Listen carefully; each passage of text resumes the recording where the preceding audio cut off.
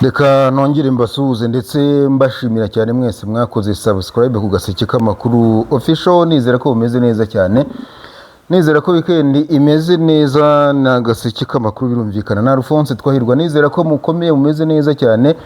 Hanyuma rero mbere uko tunareba byinshi biri kuvugirwa muri kano karere kacu, umuntu ashobora kuvuga nko ku makuru make cyane, ubwo ni inkuru nk'ebyiri zirimo zivugwa cyane ngaha iwacu mu Rwanda birumvikana. Mu Rwanda inkuru nabonye yagarutsweho cyane mu bitangazamakuru ni impinduka zatangajwe na Minisiteri y'Uburezi, yaho babaye nk'abateguza ariko n'ubundi bari baduteguje ejo bundi no kwenda abantu batashakaga kwiba cyangwa se batabibonaga. N'ubwa mbere twabonye abanyeshuri bagakurikirwa n'icyo umuntu yakwita nka calendrier scolaire y'umwaka uzakurikiraho. Biriya bintu babitangaza n'u Rwanda wenda benshi batashatse kubitekerezaho, batubwira uburyo umwaka utaha bizaba bimeze, burya kwari ukudutegura. Byarangiye n'ubundi rero baduteguye, ngira ngo mwabibonye ko amafaranga y'ishuri yazamutse, abantu babishaka batabishaka. N'impinduka nyinshi ariko ndababwira nk'ebyiri izifite icyo zivuze none ahangaha, ibindi tuzatugira umwanya no kugenda tubiganiraho. Ikintu cya mbere mwamenya buriya nuko amafaranga y'ishuri yazamutse guhera mu kwezi kwa mbere k'umwaka utaha. Wa musanzu w'ababyeyi bawuzamuye. Ababyeyi ngira ngo mu mashuri y'incuke n'abanza mwatanga amafaranga 975. Minisiteri y'Uburezi yatangaje ko rero babizamuye kubera uko ibintu bihagaze hano hanze aha. Ubwo bavuze ko umubyeyi cyangwa se umusanzu w'umubyeyi ni 2,000. Hanyuma mu mashuri yisumbuye abanyeshuri biga bataha, muzi ko batanga 18,500, ubazajya batanga 24,000. Hanyuma biga bacumbikiwe batangaga 85,000. Iyo ni index cyangwa se amafaranga ya base bari barashyizeho. Ngira ngo murabyibuka ubushize uwahoze ari Minisitiri w'Uburezi Dr. Uwamariya niwe njya mbona abantu basa n'abitirira gahunda. Yari yavuze ko inama z'ababyeyi zigomba kuzajya ziterana bakagira amafaranga bongeraho, ariko nibura base ari 85. Ubu base yabaye 110,000. Ubwo ntekereza ko ahenshi amafaranga birumvikana azarenga icyo ngicyo rwose, abantu bacyumve ko amafaranga azarenga. Ahubwo ikintu gitoya nyine ariko ni ukubivuga bucece nyine, ntabwo ari nta wabivugira hejuru. Ese waba ufite indwara zakubayeho akarande? Reka nkurangire muganga Ruhumuza ukorera Kibabi muri Kongo Kinshasa. Ni umuhanga akuvura akoresheje ibimera. Muganga Ruhumuza akuvura amarozi, yaba ibitegano cyangwa se ibihuherano, akuvura karande, igicuri, igifu kidakira n'umutwe udakira, imidido ndetse n'ibindi. Umwihariko wa muganga Ruhumuza arakuvura ugakira neza kandi avura akoresheje ibimera. Mwamusanga mu mujyi wa Kibabi hirya ahangaha i Masisi, cyangwa se mu mujyi wa Rubaya. Waba unamukeneye ukamwandikira cyangwa ukamuhamagara ukoresheje WhatsApp. Urandika akamenyetso ko guteranya 24 38 46 58 18 arakubwira uko wamugeraho, kuko bamugezeho bose bamutangira ubuhamya. Umwihariko wa muganga Ruhumuza ni uko anahugura abandi baganga mu kuvura bakoresheje ibimera. Icyo umuntu yavuga bucece no kwiyi gahunda nahoze mbona bari kuvuga ko bari kuyikora nyine kubera ko ibintu byifasha hano ku isoko, ko ntigeze mbona se batekereza ku bazajya gufasha buriya burezi bo bizagenda gute. Leta yazamuye umusanzu w'umubyeyi, ariko se abarezi abarimu muzongera mubazamure, bizagenda gute? Ubwo ntekereza ko ikintu nacyo muzagitekerezaho. Hanyuma ikindi nuko mu mashuri abanza hagiye kuzajya higishwa abantu bafite nibura diplome ya kaminuza nibura ku rwego rw'icyiciro kibanza. Ubwo ni icyiciro cya mbere cya kaminuza cyangwa se A1 cyangwa se A1. Ubwo ni ukuvuga ngo imyaka yo kwiga muri TTC nayo izazamuka kugira ngo ibyo bintu bizakunde. Ikindi nabonye bavuze ni ibintu byitwa discipline ku mashuri. Nabonye bavuze ko bagiye kuyikaza. Abadirecteri b'abasinzi, abarimu b'abasinzi n'abanyeshuri b'abasinzi ngo nta mwanya mu gifite ku mashuri yacu hano mu Rwanda. Usoma kuri byeri wibeshye ujya ku ishuri bakumvaho akuka utaha burundu. Ubwo no kurwana kugira gute babana bakubita b'abanyeshuri bakubitaga abarimu. Ubu ni ukurya urwara mwarimu uhita, ariko ubundi umunyeshuri akubita mwarimu ate ko ari nk'ibyo byose. Ibyo nabyo ni ibintu ubonye ko leta yashyizemo imbaraga, kandi kuko nibyo buriya discipline ni ikintu gikomeye. Discipline ni ikintu gikomeye kuko buriya nta discipline nta burezi. Ubwo n'abarimu batagira discipline ariko nabo baba bakwiye gukeburwa kuko nabo barahari. Yinjira mu kigo ukabona n'abasinzi n'iki byose. Ibyo bintu byose rero byavuyemo. Hanyuma ikindi ubwo se n'iki ko numva byari ibintu binira. Ikindi ubwo ni iki, ubwo amafaranga ibijyanye na disipurine, ibindi ubwo ni imbyibuka nzabibabwira muri gahunda zacu zisanzwe by the way. Nuko nguko. Hanyuma ikindi cya kabiri cyavuzwe cyane mu Rwanda ni nuko binyuze muri Rwanda FDA, cya kigo gishinzwe ubuziranenge bw'ibiribwa ndetse n'imiti, cyasohoye itangazo karundura ko bahagaritse, u Rwanda ruhagaritse gutumiza cyangwa se kwinjiza mu gihugu ibintu bya za alcohol, biriya bintu mukunze kwita nyine ama natural spirit, babihagaritse ntibizongera kwinjira. Bivuze iki? Ubwo bivuze ngo za nzoga z'ibyuma zirimo zikora akantu hirya no hino mu Rwanda, ese ubwo twizere ko bigiye kugabanuka. Hanyuma se ubundi inganda zisanzwe zihari zakoraga ibyo byuma zo bizagenda gute? Bizagenda gute? Abantu bose muri abo batari ko bazihagarika bagire gute? Wenda ubwo etanol kwinjiza mu gihugu barabihagaritse, ubwo ni ukutegereza ukareba niba n'icyo bagomba gufatira izi nganda, kuko hano hanze birakomeye. Ariko nanone inganda kuzikoraho nabyo biragoye. Umuntu abivuze yongorera, izi nganda ari igihe usanga ari iz'abantu rimwe na rimwe usanga reka tuvuge ngo bakomeye, inganda z'abantu bakomeye, rimwe na rimwe ushobora gusanga no bashyiraho n'izo ngamba by the way. Nahoze mbona abantu batondeka amoko y'inganda zikora amajini n'iki byose. Nibwira ko buriya ahantu twihutiye, aho twihutiye guca ibigage, duca inzagwa, abantu nyine biza kurangira inzoga zipfundikiye z'inganda zizwi, ubwo ni Bralirwa na Skol, birangira zihenze kandi ubushobozi bw'umuturage ntabwo buzamuka. Abanyabwenge batanabyize baraza badukorera ibyuma, nta kundi, ubwo abapfuye barapfuye, babaye izenge nta kundi. Reka turebe niba hari icyo bizatanga, ibindi ubwo tuzagira umwanya uhagije wo kubivuga. Ni ibyo ngibyo ubwo umuntu yavuga ko ari nk'amakuru asa naho agezweho mu Rwanda muri kino gihe cyangwa se muri kano kanya. Umuntu ntiyabura guhita yihuta tuvuga bya bintu dusanzwe tunamenyereyeho. Ndabafata umwanya muto cyane, umwanya muto ndaza kuwufata. Turaza kuvuga ku Burundi, turavuga kuri Kongo Kinshasa. Urebye naho ngaho tuza gutinda, kuko ubwo uvuze Burundi ukavuga Kongo Kinshasa n'u Rwanda rutaruziramo. Mu Burundi turaza kwibanda ku kiganiro cya Nyenicubahiro Evariste Ndayishimiye, ni perezida w'u Burundi. Aherutse kugirana ikiganiro na BBC Gahuzamiryango, yavuze ku ngingo zitandukanye, niko turaza kureba ni iki kireba u Rwanda, ni iki kireba u Rwanda n'ubundi bihagaze gute. Mu bitangazamakuru rero bagiye muri icyo kiganiro, ngira ngo ntimuze kutungurwa ako kajwi nyine, ni amasaha yo kurya, turi ku meza, ubwo murumva nyine ko iruhande rwanjye turi kurya, twe turacyabasha kurya kambyememe. Ntimugire ikibazo, turimo turarya nta nzara, niyo mpamvu muri kumva nyine iruhande turimo turarya. Nanjye maze kurya, niyo mpamvu naje kwitereka.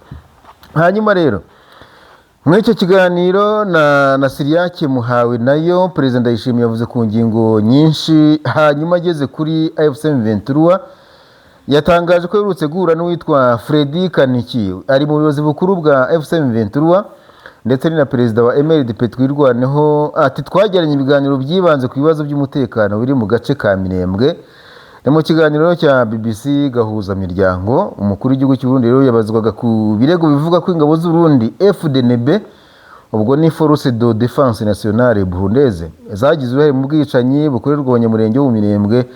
Yabihakanye yivuye inyuma rwose, avuga ati reka da. Cyakora yavuze ko ikibazo cy'ubu bwicanyi yerutse ku kiganiro na Fredy Kaniki ubwo bahuriraga i Bujumbura nyuma yo kubanza kuvugana kuri telefone. Nyenicubahiro ati reka duhere kuri M23. Ati M23 baje Bujumbura inshuro nyinshi, turimo kugirana ibiganiro kugira ngo amahoro aboneke muri Kongo, nta mirwano irinze kuba.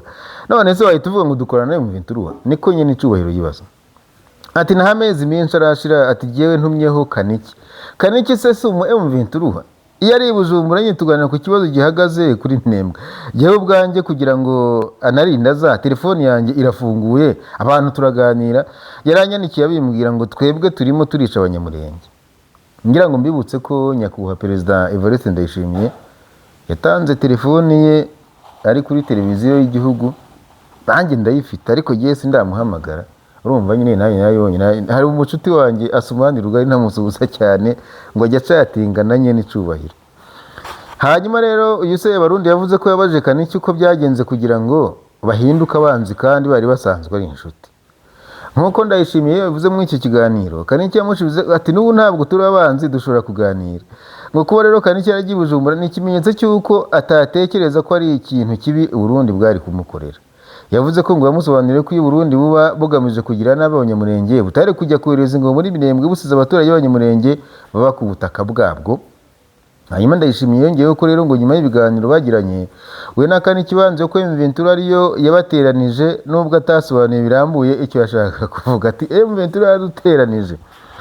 Perezida w'u Burundi yanavuze kandi ko ngo atari ubwa mbere agirana ibiganiro n'abayobozi b'imitwe yitwaje intwari ikorera muri icyo gice, agaragaza ko yanahuye na General Michel Rukunda bakunda kwita makanika woza ayoboye igisirikare cyatwirwaneho mbere yo kwicwa mu gitero cya drone cyamuhitanye umwaka ushize, ndetse yewe ngo yanahuye na Adere Kibasumba.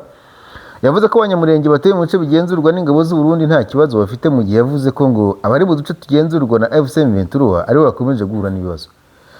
Kugeza ubu rero Frederic Kaniki, FCM23 na MLP twirwaneho ntibaragira icyo batangaza ku byo Perezida Ndayishimiye yavuze.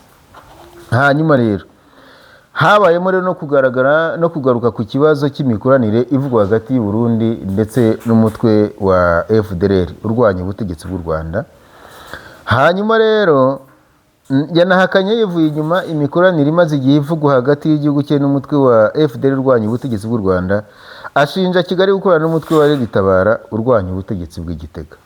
Uyu mugabo yabigarutseho mu kiganiro yagiranye na BBC Gahuzamiryango mu gihe umwana wa Kigali na Gitega ugikomeje kurangwa no kutizerana ndetse n'akarere k'ibiyaga bigari kakaba kari mu rugendo ubona rw'ibiganiro bigamije gushakira amahoro uburasirazuba bwa Repubulika ya Demokarasi ya Kongo. Ndayishimiye yavuze ko Red Tabara ari umutwe ugamije guhungabanya umutekano w'u Burundi, ashimangira ko ukomeje gufashwa n'u Rwanda. Ibi si ubwa mbere ku butegetsi bw'u Burundi bushinja Kigali ko yabitera inkunga Red Tabara. U Rwanda narwo rukomeje kubihakana ndetse rukavuga ko nta sano rufitanye n'uwo mutwe, ko ahubwo rushinja u Burundi gukorana n'imitwe irimo FDLR mu burasirazuba bwa Kongo niho bakorera. Ndayishimiye yahakanye ibyo biganiro, yahakanye iby'ingabo z'u Burundi cyangwa se ubuyobozi bw'igihugu cye ko byaba bikorana na FDLR. Yavuze ko ibyo birego nta shingiro bifite, asobanura ko bikoreshwa mu gushaka kwangiza isura y'u Burundi ndetse no kubushyira mu mwanya mubi imbere y'amahanga.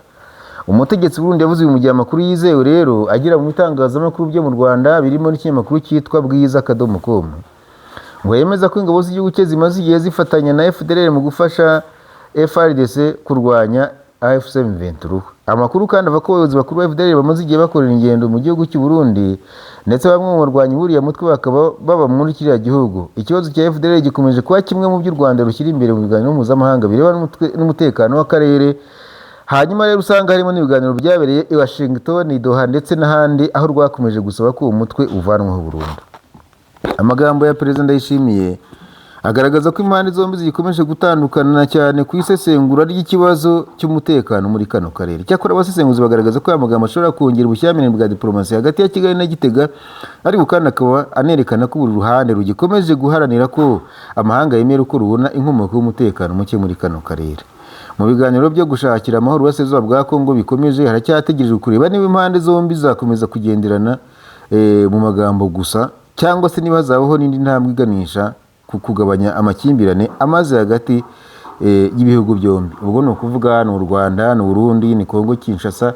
Ndetse abantu icyo bakwiye kumenya nuko muri kano karere burya hakunze kuba muri ikibazo gikomeye, kuko nahoze mbona iyo ureba nk'ibyandikwa kuri za social media n'iki byose ubona ko ikibazo muri kano karere rimwe na rimwe gishingira no kuri ideoloji, rimwe na rimwe ishingiye no ku moko, kuko amakuru urebye mu bitangazamakuru kuva muri za 90 nta kugeza uyu munsi bakunze kugaragaza ko buriya ngo Uburundi burwanya ikintu bita ngo ni Himatutsi Empire ivugwa muri kano karere. Ntabwo nzi ngo ninde uyiri imbere ninde uyigize, ariko ivugwamo u Rwanda, abarundi bavugamo ubutegetsi bw'u Burundi, bavugamo u Rwanda, ubwo ni Perezida Kagame, bakavugamo Uganda, ubwo ni Perezida Museveni.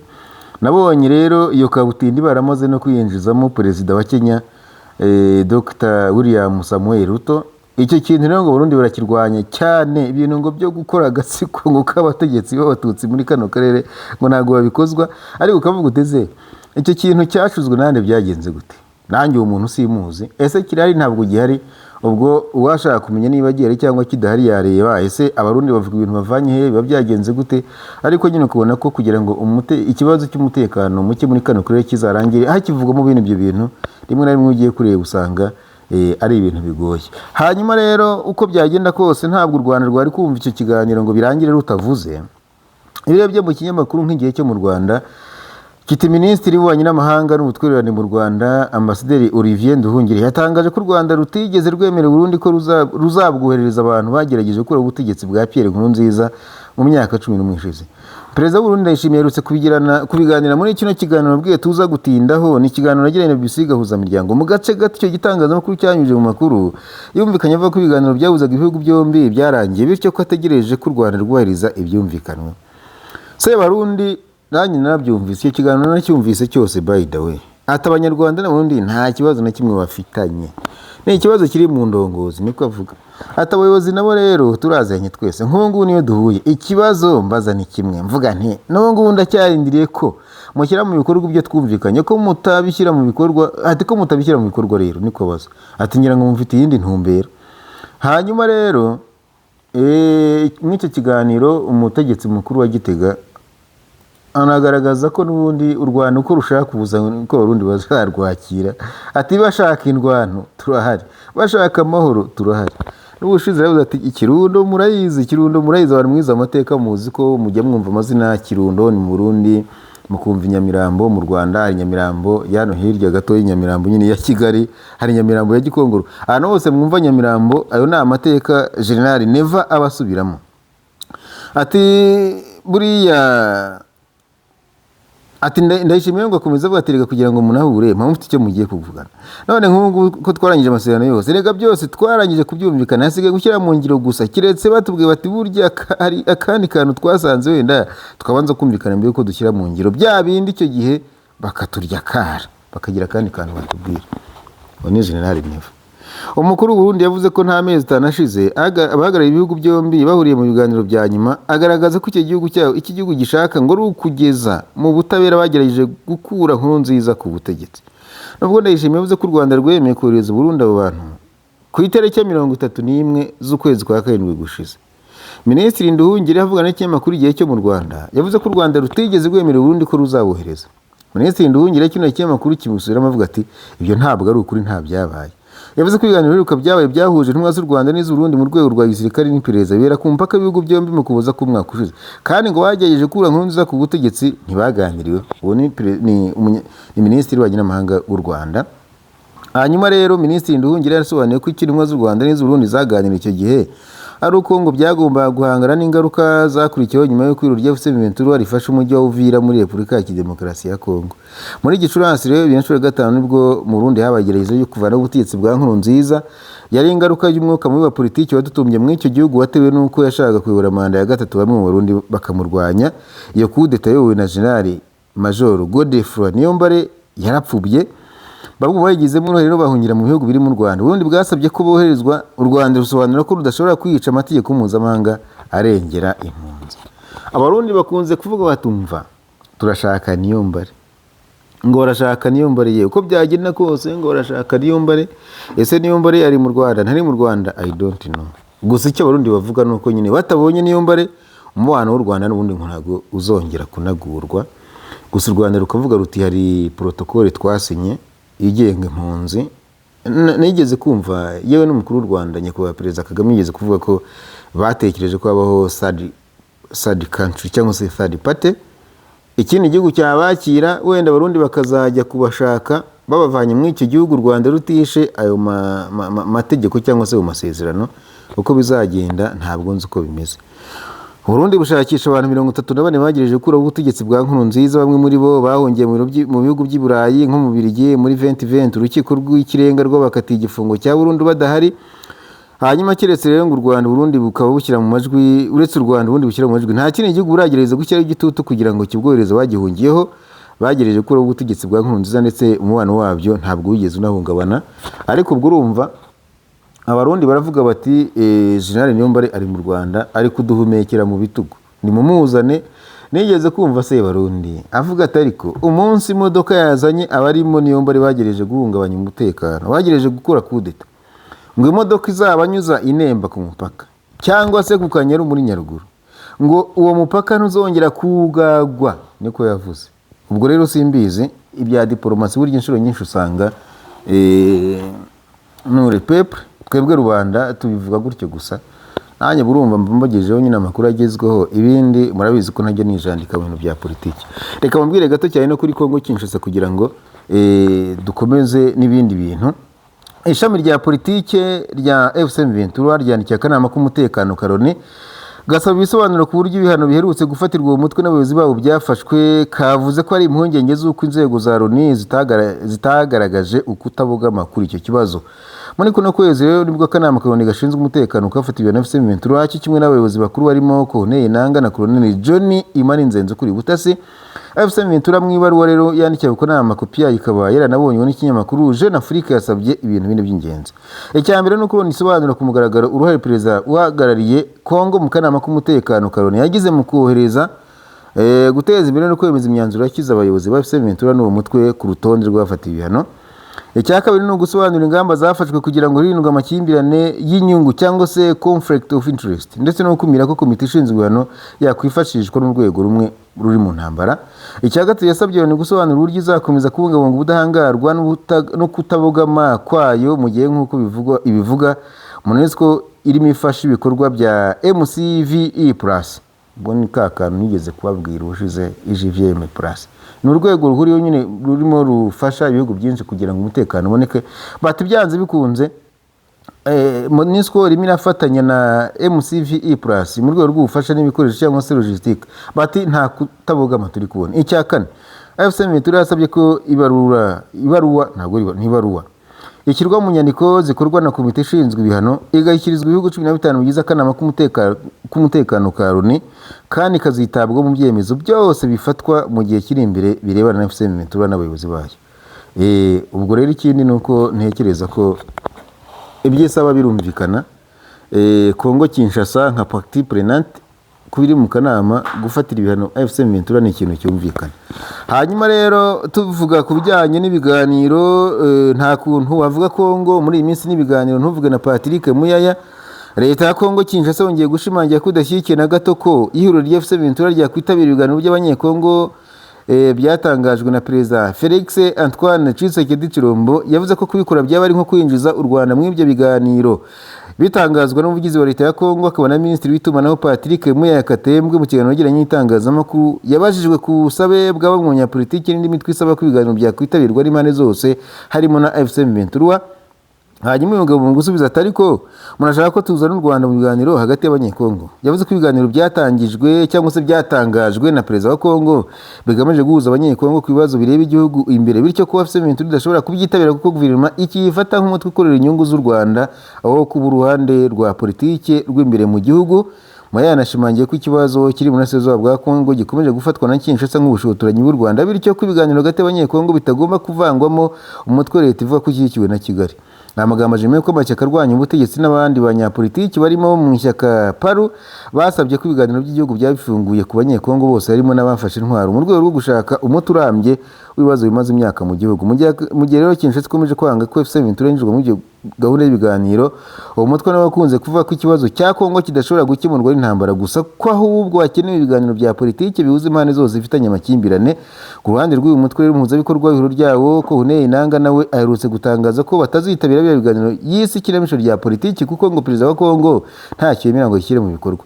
Raporo y'iperereza yasohoye ku itariki 30 rero n'urubuga rwitwa African Facts yagarutse ku bijyanye n'u Rwanda na Kongo harimo agahazi. Yavuze ko ari abantu bafitanye isano n'umuryango wa Juvenal Habyarimana wategetse u Rwanda mbere ya jenoside yakorewe Abatutsi muri 1994 bageze ku nzego zo hejuru z'ubutegetsi bwa Kongo Kinshasa binyuze mu bantu bafitanye n'abantu bakomeye muri presidence n'igisirikare. Iryo perezida rero rivuga ko umwe mu bantu bari ku ruhembe rw'umwana w'impande zombi ari uwitwa Kaumbo Mandungu Bura uzi nka Kawo usanzwe uri umwe mu bajyanama bakomeye ba Perezida Tshisekedi. Nk'uko African Facts bivuga rero ngo Kawo ni umwe mu bantu bafite ijambo rikomeye muri presidence ya Kongo, agira uruhare mu gutanga inama ku bibazo bireba n'umutekano, ubufatanye bya gisirikare, kugura ibikoresho bya gisirikare n'izindi gahunda z'ingenzi zijyanye n'intambara igihugu kirimo mu burasirazuba. Umunyamakuru witwa Theo Engelbert wakoze iri perezida avuze ko kuva mu myaka ine ishize imitwe irimo FDLR, imitwe yiyometseho nka Nyatura ariyo ngo yabaye ifite ubushobozi bwo gufasha ingabo za leta ya Kongo guhangana n'umutwe wa FC23. Ati intambara ni nk'usamagwe perezida wa Kongo atwaye. kandi nk'uko tubisobanura ku musozo w'iyi nkuru ubwo niko avuga baje bafite uburyo buke bwo gukomeza kwigenzura kurusha uko abantu benshi babitekereza. Engelbert kandi yavuze ko perezida wa Kongo yamaze imyaka 26 aba mu Bubiligi, aho ngo yabaye umuryango mugari w'impunzi n'abimukira bamwe mu bari barahungiye nyuma ya 1994 barimo bakomeje kwirakwiriza ingengabitekerezo y'abahezanguni ba Hutu Power. Yongeye ko ibimenyetso African Fact yakusanyije bigaragaza ko kuva mu myaka 3 ishize umuryango wa Habyarimana wagize abantu bafite ijambo rikomeye mu ruri ku butegetsi bwa Tshisekedi, harimo n'inshuti ya hafi ya perezida ubwe, abandi bari mu buyobozi bakuru b'igisirikare cya FARDC muri Wazalendo no muri FDLR. Raporo iva ku mwana rero bakabona umuryango wa Habyarimana watangiye mu mpera z'imyaka ya za 2000 ubwo yari atuye mu gihugu cy'Ububiligi. Hanyuma rero ntagiye kujya mu bintu byinshi, icyo abantu bagomba kumenya nuko buriya bimaze iminsi binavugwa, by the way ntabwo ari jewe mbizanye, ntabwo ari amakuru mashya, ni ibintu byagiye bivugwa n'abategetsi ba Kigali bakunze kubigarukaho cyangwa se bakunze kubivuga. Nuko amakuru y'ibanga, ariko ubwo nyine turi kubivuga nk'uko ubwo si ibintu namenye, ubwo urumva biracyari ibanga. Nuko amakuru y'ibanga agaragaza ko abategetsi ba Kongo Kinshasa ngo bamaze kubona ko u Rwanda rufite umuntu warutegeka neza ngo bigakunda cyane, akafasha mu kunga abanyarwanda no gutuma tubana neza cyane. Uwo muntu bakaba yitwa Jean-Luc Habyarimana. Uwo ngo niwe ushyizwe imbere n'ubutegetsi bw'i Kinshasa. Ntekereza ko aya makuru yose ntabwo ari amakuru twavuga ko yaba agamije amahoro, ni amakuru agamije gushoza intambara, ni amakuru agamije gutuma imyiryane iriho ikomeza n'iki byose. Icyo abantu mbona bakwiye kureba nuko ari nk'ibikunze habaho ibiganiro nyine bya politiki, hanyuma wenda ibintu bikaba byajya mu buryo, naho ubundi kugira ngo amahoro n'umutekano bizaboneke muri kano karere urebye usanga bigoye, biragoye. Ariko ubwo birimo bivugwa ni ibyo ngibyo, ntabwo nafashe umwanya munini cyane. Reka nagarukira ngaha rwose mbashimire. Ibindi byo muhora n'iki byose tuzagira umwanya wo kuzajya tubivuga, n'akanya gato tuzajya dufata. Umunsi nafashe iminota myinshi, ariko ubundi ntabwo nzayendenza iminota 10. Icyo ngusaba ni ukora like, ugakora comment, ugakora subscribe ndetse na share kugira ngo bigere kure, ubundi agaseke kacu k'amakuru ibintu bikarushaho kugenda bimera neza. Abo twabanye rero mwakoze cyane, nakagaruka ni Alphonse Twahirwa.